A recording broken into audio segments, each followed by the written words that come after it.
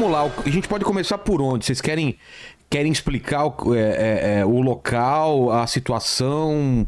Como que a gente começa a falar disso, Júlio e João? Ô, Vilela, né, é interessante você mencionar para o pessoal que atentados contra figuras políticas desse nível, né, chefes de Estado, não é uma novidade na política norte-americana, na história norte-americana. 4 presidentes foram mortos durante o exercício dos mandatos. Numerosos outros sofreram atentados não fatais e outros atentados que não chegaram nem a ser executados, né, fatidicamente, foram planejados contra essas pessoas. Então, existe um histórico imenso, talvez o maior histórico do mundo, né, de tentativas e também, factualmente, de assassinatos de chefes de Estado nos Estados Unidos. Os 4 presidentes que foram mortos foram começa em 1865 com Abraham Lincoln, né? Talvez assim o mais marcante deles. Eu creio que como o Marcílio já mencionou aí, o Kennedy também tem a sua significância bem grande, né, no imaginário popular, mas Abraham Lincoln tinha conduzido os Estados Unidos através da Guerra de Secessão, né? Tinha acabado de concluir, assim, por assim dizer, a vitória dos Estados Unidos, a vitória militar mesmo das forças do norte, né, contra as forças confederalistas do sul.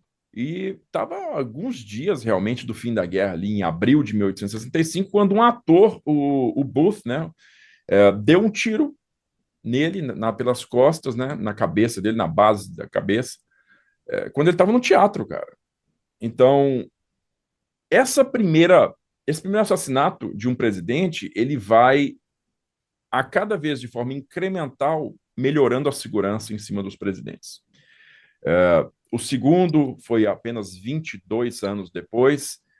William McKinley foi o terceiro presidente a ser assassinado em 1901 e, por fim, o Kennedy no dia 22 de novembro de 1963, né, na frente do mundo inteiro, porque foi filmado, né, o ato, e foi filmado a cores, né, uma filmagem bem dramática lá do Zapruder.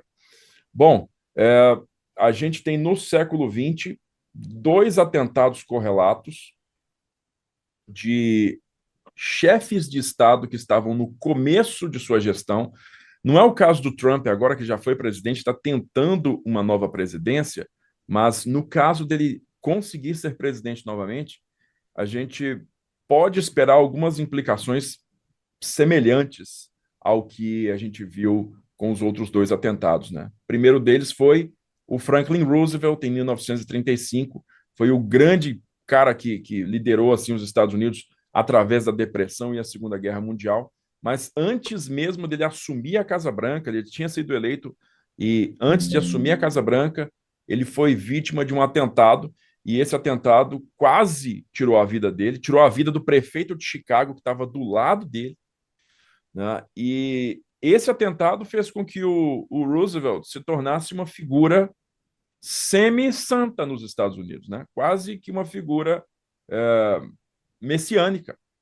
Porque quando o sujeito sobrevive a uma tentativa desse tipo, que vitima um outro político poderoso do lado dele, ele simplesmente conseguiu uma hegemonia dentro da casa legislativa, das 2 casas legislativas, né, dos 2 partidos. Lembrando que Roosevelt era democrata e ele usufruiu assim de uma unanimidade do Partido Democrata e Partido Republicano que foi o suficiente para aprovar tudo que ele queria, principalmente o pacote econômico que ficou conhecido como New Deal, né? E depois ele conseguiu encaixar, veja bem, um terceiro e um quarto mandatos consecutivos, né? Coisa que nunca aconteceu na história dos Estados Unidos, nem antes nem depois, um presidente conseguir 4 vezes a Casa Branca.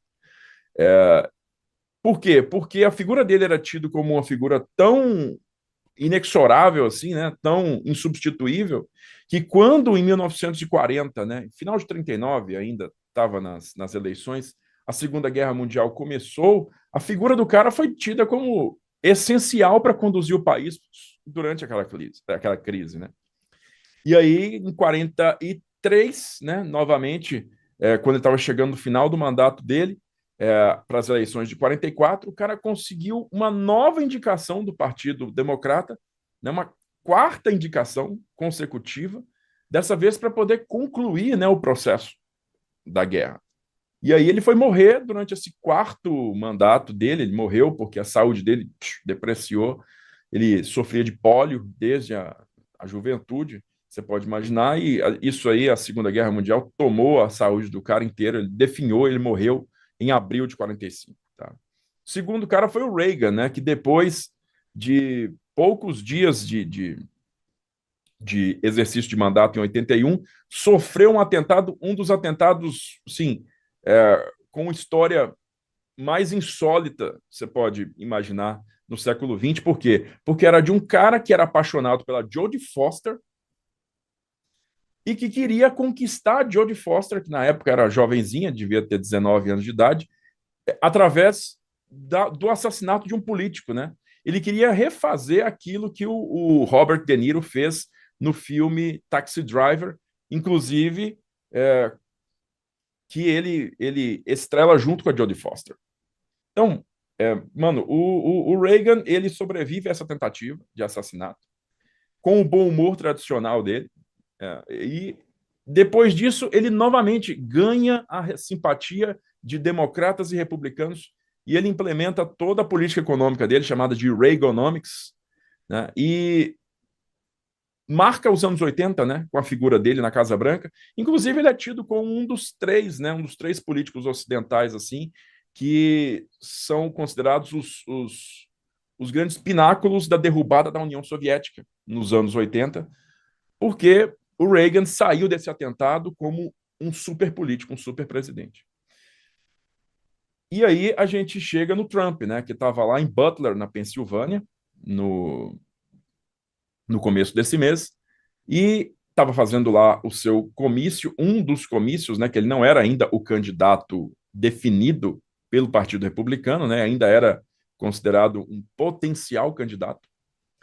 E o Trump estava lá com seu chapéu do MAGA, né, do Make America Great Again, um chapéu vermelho, que naturalmente, né, destaca no cenário, destaca na paisagem, e o João vai poder comentar a respeito disso aí, em detalhes aí para vocês. Mas ele foi alvejado a uma questão de 120, 150 metros de distância por um rapaz que estava com um fuzil semiautomático, uma R-15, tá? Que é considerado assim uma distância minúscula para um atirador com arma dessa. E ele errou a cabeça do Trump por um acaso extremo do destino. Posição da cabeça do Trump naquele exato segundo, aquela fração de segundo que o tiro foi dado, né? A movimentação da cabeça um pouquinho para o lado salvou o Trump de um fim público semelhante ao que o Kennedy teve em 63.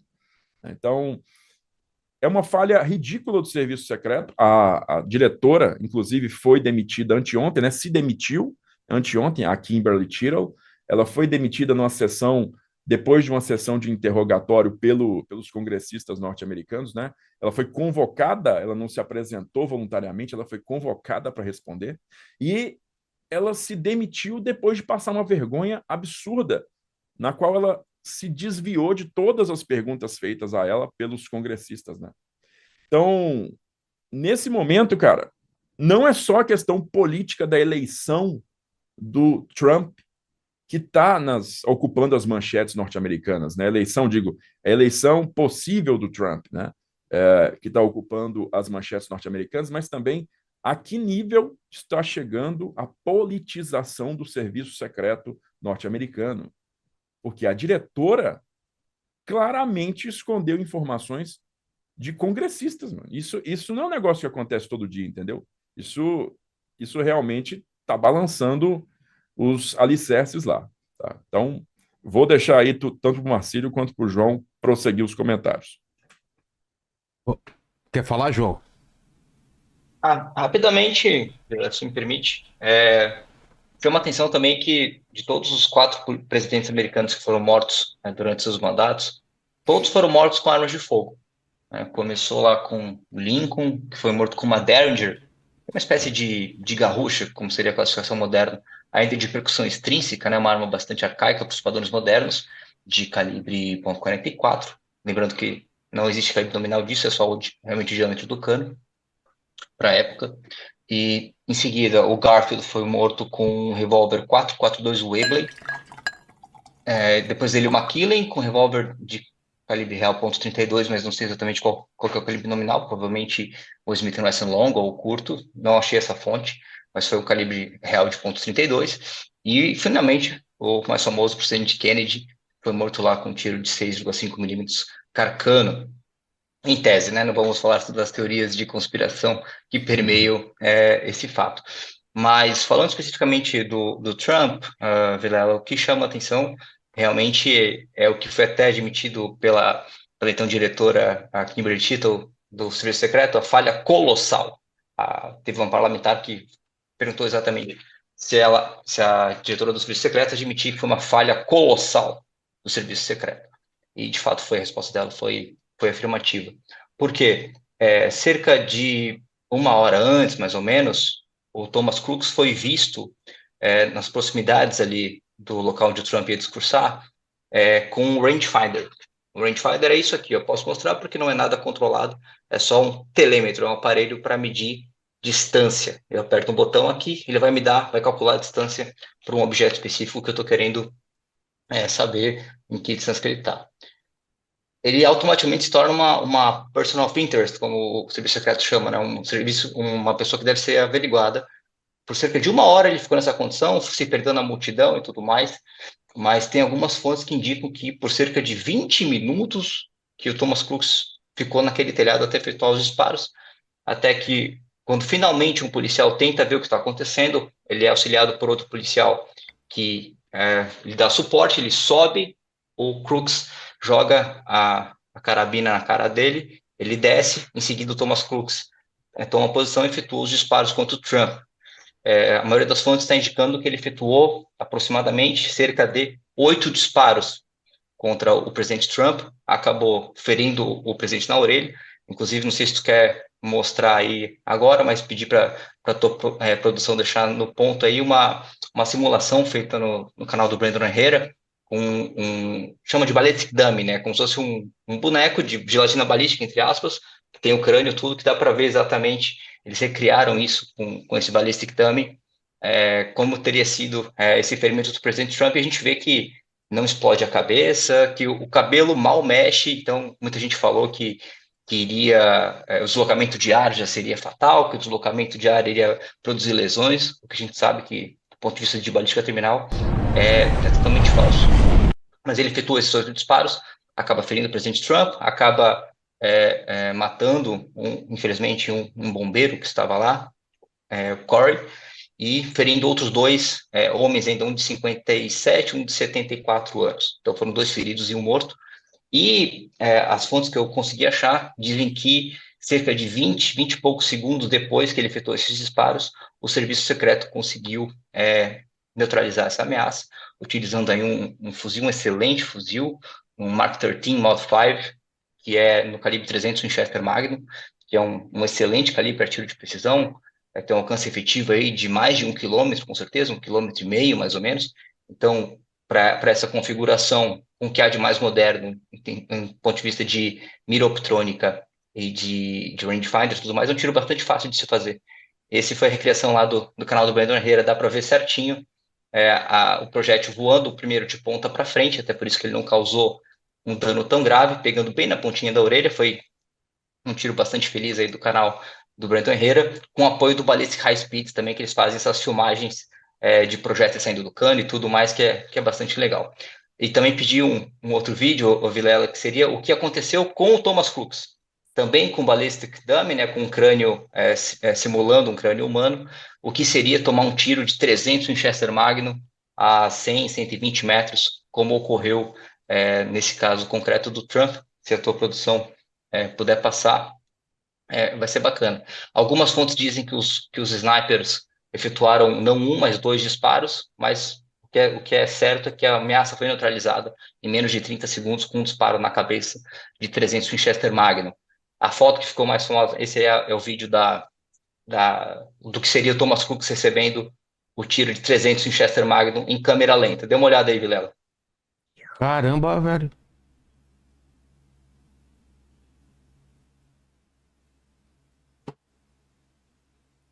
Mano.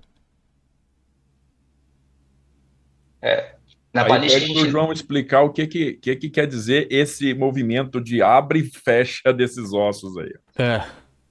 Perfeitamente, esse é um calibre de alta velocidade, então ele causa uma cavidade temporária, né, que é o que a gente está vendo ali, uma cavidade temporária bastante significativa que vai causar grandes danos. Inclusive, se tratando da cabeça, mesmo calibres de baixa velocidade, né, que são os calibres de armas curtas, como revólveres e pistolas, eles já conseguem causar danos por cavidade temporária. Mas no caso do cérebro, especificamente, como é um tecido muito sensível, ele é extremamente frágil e pode ser facilmente danificado. Então, um tiro de 300 Winchester Magnum a 120 metros, não dá para falar absolutamente 100% de certeza, mas seria extremamente improvável que ele sobrevivesse a esse disparo. É um calibre realmente bastante forte, bastante próprio para o tiro de precisão, para o que ele foi usado nessa circunstância, que acabou conseguindo neutralizar. O Thomas Cook, inclusive, ele estava com 3 carregadores, segundo algumas fontes que eu consegui encontrar, ou seja, ele poderia efetuar muito mais disparos do que ele efetuou se não tivesse sido neutralizado. Era necessário que o uso de força letal fosse feito, como foi feito, para que aquela agressão de fato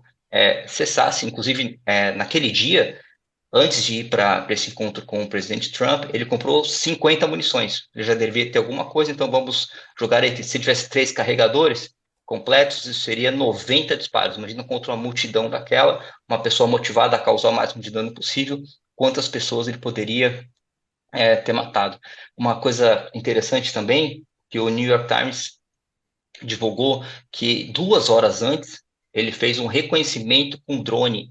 Ele voou um drone ali perto de onde o Trump ia discursar, já começou a levantar as distâncias, começou a levantar em que circunstância ele faria esse tiro, o que também demonstra mais uma falha colossal da segurança, até porque a gente sabe que até no Rio de Janeiro, hoje em dia, não precisa nem para os Estados Unidos, nem para a guerra da Ucrânia, nem para Israel, no Rio de Janeiro, os marginais narcotraficantes já estão usando drones para soltar granadas aí nos seus concorrentes, nas outras facções, nos policiais e tudo mais. Então imagina a falha de segurança gigantesca que foi deixar sobrevoar um drone naquela região que o ex-presidente e candidato Trump iria discursar. Então, de fato, foi uma falha colossal do serviço secreto, basicamente inexplicável.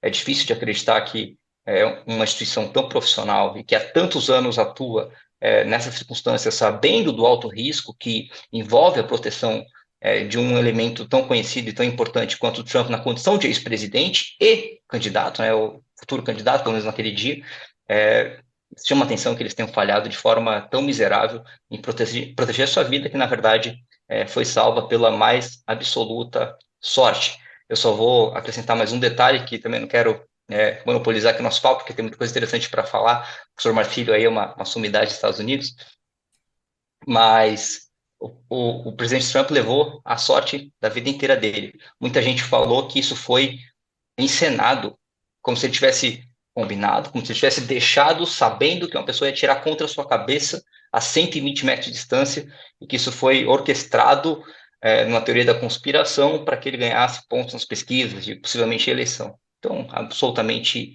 falso, absolutamente risível esse tipo de coisa, mas infelizmente a internet dá voz a muita gente que não sabe do que está falando. Então, infelizmente, a gente tem outras boas fontes aí. Inclusive, recomendo para quem puder assistir a minha live com o Júlio aí do Sala de Guerra. A gente falou especificamente sobre todos os detalhes desse atentado.